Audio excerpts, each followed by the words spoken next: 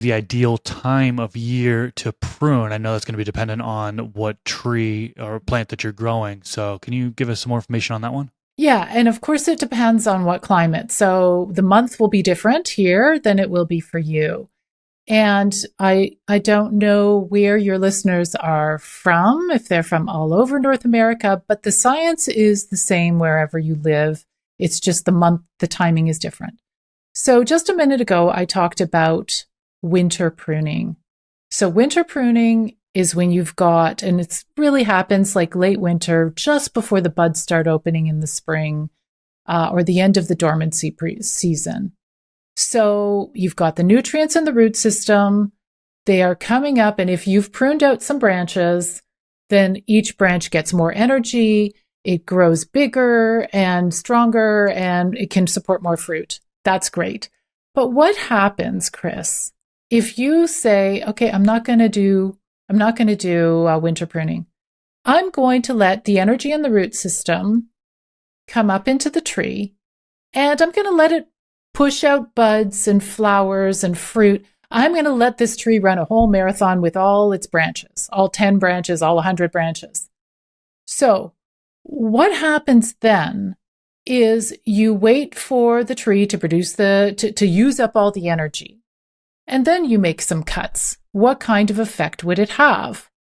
So at that point, it's kind of like, I don't know, I don't have kids, but I understand that if you give kids chocolate or something before bedtime, even if you have chocolate before bedtime or coffee or something, you're going to be running around in circles and you're not going to want to go to sleep, right?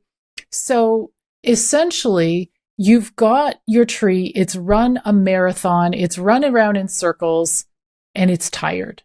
So if at that point it's used up all the energy in its root system, if you make some cuts, there's not really that much energy to go up into the tree. So two interesting things happen here. Very interesting. And one is it doesn't spur lots of new growth. It'll spur a little growth. So that kind of thing is perfect if you've got like that big old cherry tree that is way too big and you want to bring it down in size. Then you want to do it after blossom time. And you know what? We actually do our cherry trees at harvest time because it's, early summer. And before we have our community harvest in the park, I go out with the pole pruners. I go out and we saw off certain branches because we know what structure we're trying to create. And we can even take the cherries off the high branches, but we know that the tree will not respond by getting even bigger. So summer pruning slows growth down. It helps you to keep your tree compact. But here's another interesting thing. It has to do with hormones. So the hormones are these chemicals that tell the tree what to do. And certain hormones like auxin hormones, and I think gibberellin hormones are very active in the late winter, early spring. And they want the tree to get bigger and to grow shoots. So winter pruning spurs growth because those hormones are really active. By summer, the auxin hormones aren't so active. They've slowed down. But there's another type of hormone that likes to direct the energy towards what? Towards fruit production. So if you prune in the summer, the early summer, then you are actually telling the tree, hey, kiddo, put some energy towards either this year's fruit or creating wonderful buds for next year's fruit. I find it so fascinating the way these instructions are going on in the tree. And again, I think one of the themes in my life is that growing fruit trees is a collaboration between the grower and the tree. These trees are grafted. They are not necessarily out there in nature just like they are. And if they are, they're not there to produce yummy, delicious fruit. They're just there to reproduce and drop their seeds and have more trees. But we want the yummy, delicious fruit. So it's a collaboration. So we need to know when to prune and how to prune to create that beautiful structure. So winter versus summer pruning, I want to add an extra little point in here. You can prune until mid-summer. You're in a hot climate. You certainly do not want to prune on the really, really hot days because every time you make a cut on the tree, you're actually creating a wound and it's not protected under there. And the extreme heat or extreme cold can basically kill the cells in there because they're just not protected. It's like, me going out into the cold without, a big parka on, right? I'm not protected. So in the same way, you want to stop your pruning at midsummer or when it gets too hot. And usually we don't prune again until the early spring the following years. So you think of it as a spectrum. We start to prune usually just before spring, dormancy just before spring, and we end midsummer, and then we take a break. Got it. I have a jujube tree as well. I didn't mention that one, and I know that one I was advised to prune during wintertime, so I went ahead and did that. I also have a fig tree, which was recently planted. It didn't need any pruning, but I know that is ideal to be wintertime before any sort of sprouts happen. Now, on my lemon tree, was told that also it's wintertime is ideal before it starts to flower, new growth comes in. Unfortunately, I missed that window. The flowers started to occur on it, some new growth, and then I went and pruned it.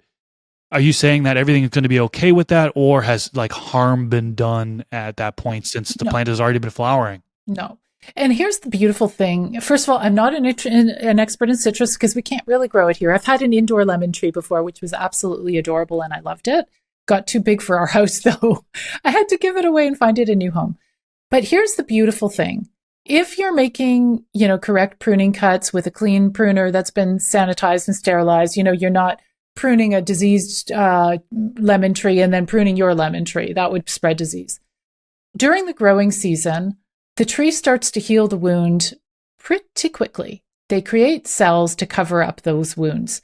Now, a big old branch on a big old apple tree or whatever, that will take longer.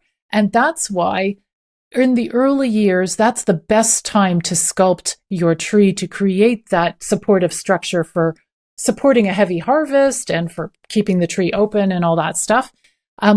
Because those big old branches take longer to heal. But, little cuts like that, they will heal quickly. What you don't want to do is prune on a rainy day if you're in a climate where there's a lot of fungal diseases, because those fungal diseases spread on the rainy days.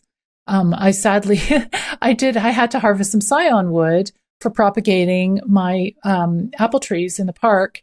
And the only time I could do it, because the buds are starting to open, was Saturday morning. So I go out and I do it. And later in the day, it starts to rain. And I'm like, oh, my poor baby, my poor tree. But luckily, it is disease resistant for a tree. It's resistant to some fungal diseases. I hope it'll be okay.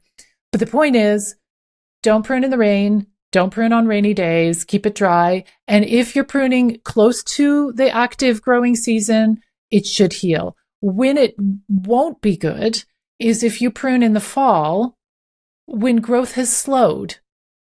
And what happens is that it's not going to necessarily have the energy to heal itself.